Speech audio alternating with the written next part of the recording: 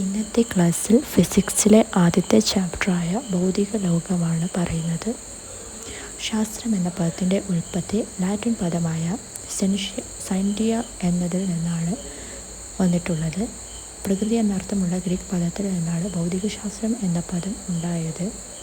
ആറ്റങ്ങൾ, തന്മാത്രകൾ, ആണവ പ്രതിഭാസങ്ങൾ എന്നിവ ഉൾക്കൊള്ളുന്ന സൂക്ഷ്മമണ്ഡലം മുതൽ പരീക്ഷണശാല, ഭൂമി തുടങ്ങി ജ്യോതിർഗോളങ്ങൾ വരെയുള്ള സ്ഥൂലമണ്ഡലം വരെ ഭൗതികശാസ്ത്രം വ്യാപിച്ചു കിടക്കുന്നു.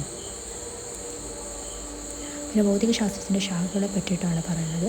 വസ്തുവിൽ പ്രയോഗിക്കുന്ന ബലങ്ങളെയും വസ്തുവിൻ്റെ സ്വഭാവത്തെയും കുറിച്ചുള്ള പഠനമാണ് മെക്കാനിക്സ് എന്ന് പറയുന്നത്.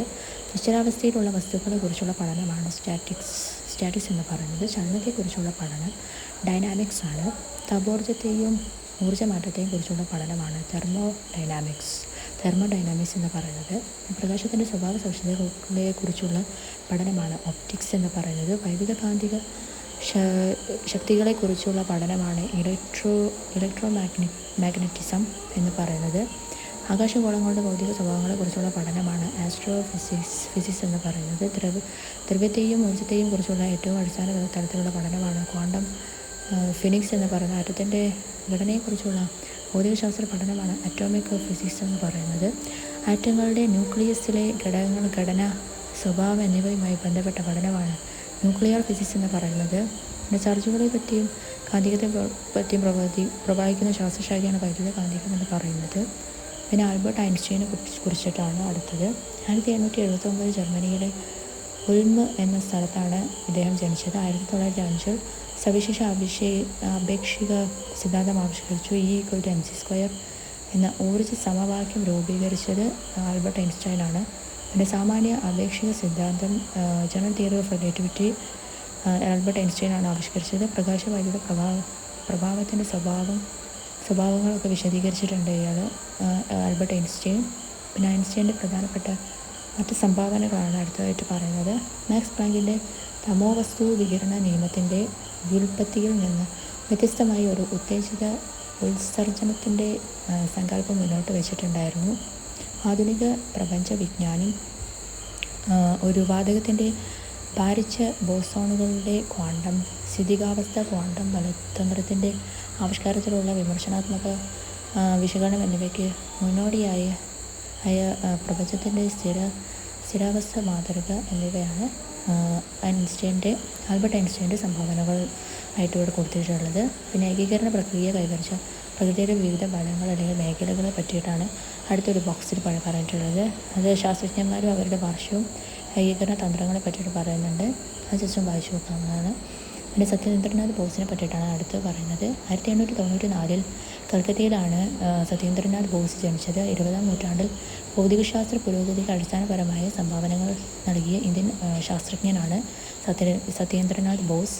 പിന്നെ റേഡിയേഷനെ ഒരു ഫോട്ടോൺ വാതകമായി കണക്കിലാക്കിക്കൊണ്ട് പുതിയ സ്റ്റാറ്റിസ്റ്റിക്കൽ രീതികൾ ഉപയോഗിച്ച് 1924 പ്ലാങ്ക് സിദ്ധാന്തത്തിന് ഒരു പുതിയ നിർദ്ധാരണം സത്യേന്ദ്രനാഥ് ബോസ് കണ്ടെത്തിയിട്ടുണ്ട്. പിന്നെ അത്രയാണ് സത്യേന്ദ്രനാഥ് ബോസിനെ പറ്റിയിട്ട് പറയാനുള്ളത്. പിന്നെ അടുത്ത് ഒരു കുറച്ച് ബോക്സാണ്. അതിൽ ബോസ് ക്വാണ്ടം സ്റ്റാറ്റിസ്റ്റിക്സിനെ പറ്റിയിട്ടും പിന്നെ അവർ ഉത്ഭവിച്ച രാജ്യത്തെ പറ്റിയിട്ടും പറയുന്നുണ്ട്.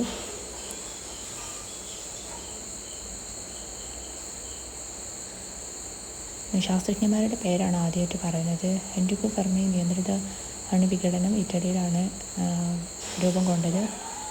അപ്പോൾ അത് വായിച്ചു നോക്കാവുന്നതാണ്. പിന്നെ ഭൗതികശാസ്ത്രവും സാങ്കേതികവിദ്യയും തമ്മിലുള്ള ബന്ധത്തെ പറ്റിയിട്ട് പറയുന്നുണ്ട്. സാങ്കേതികവിദ്യ, ആവിയന്ത്രം, ശാസ്ത്രീയ സിദ്ധാന്തങ്ങൾ, താപഗതിക സിദ്ധാന്തങ്ങൾ, പിന്നെ ആണവ നിലയം, നിയന്ത്രിത വിഘടനം എന്ന് പറയുന്നുണ്ട്. റേഡിയോ, ടെലിവിഷൻ, വൈദ്യുതകാന്തിക തരംഗത്തിൻ്റെ ഉൽപ്പാദനം, വിതരണം, സ്വീകരണം എന്നിവയാണ്.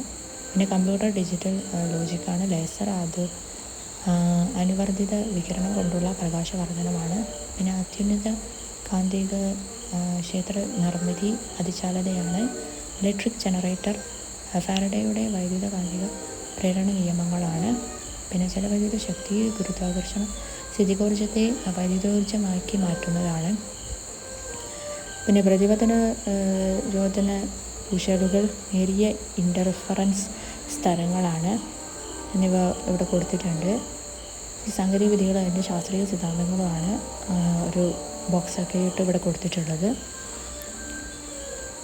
അത് കാണാപ്പാഠം പഠിക്കണം എന്നില്ല, ജസ്റ്റ് വായിച്ച് നോക്കിയാൽ മാത്രം മതി. അതത്ര ഇമ്പോർട്ടൻ്റ് അല്ല കേട്ടോ. ആൻഡ് ആൽബർട്ട് ഐൻസ്റ്റൈനും സത്യേന്ദ്രനാഥ് ബോസിനെ പറ്റിയിട്ട് പറഞ്ഞതാണ് കുറച്ചുകൂടി ഇമ്പോർട്ടൻ്റ് ആയിട്ടുള്ളത്. അത് നിങ്ങൾക്ക് സ്ക്രീൻഷോട്ട് എടുക്കാവുന്നതാണ്, പഠിക്കാവുന്നതാണ്. ഓക്കെ, ഇത് ജസ്റ്റ് ഒന്ന് വായിച്ചു നോക്കാവുന്നതാണ്.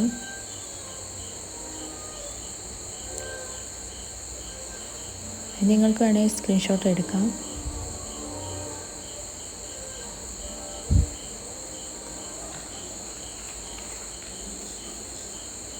പിന്നെ ഞാൻ റെഫർ ചെയ്യുന്ന ബുക്ക് ഏതാണെന്ന് എനിക്കൊരു കമൻറ്റ് വന്നിരുന്നു. അത് സ്കൂൾ മാസ്റ്ററുടെ ബുക്കാണ് റെഫർ ചെയ്യുന്നത്. ഇത് സ്കൂൾ മാസ്റ്ററുടെ ബുക്കാണ് റെഫർ ചെയ്യുന്നത്. ഇത് NCERT എക്സ്ട്രാക്റ്റാണ് കൊടുത്തിട്ടുള്ളത്. PSCയിൽ വരുന്ന ചോദ്യങ്ങളും ഇതിൽ നിന്നുണ്ട്. അപ്പോൾ ഇതൊരു നല്ല ബുക്കാണ്. ഞാൻ വേണമെങ്കിൽ ഇതിൻ്റെ എന്തെങ്കിലും ഇൻഫോർമേഷൻസ് ആരൊക്കെയും വേണമെങ്കിൽ ചോദിച്ചാൽ മതി, ഞാൻ പറഞ്ഞു തരാം.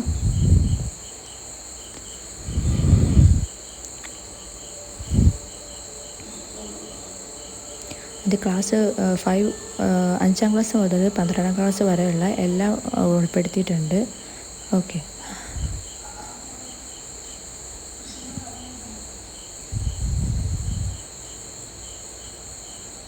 അപ്പോൾ ഈ ഒരു ചാപ്റ്റർ ഇത്രയേ ഉള്ളൂ.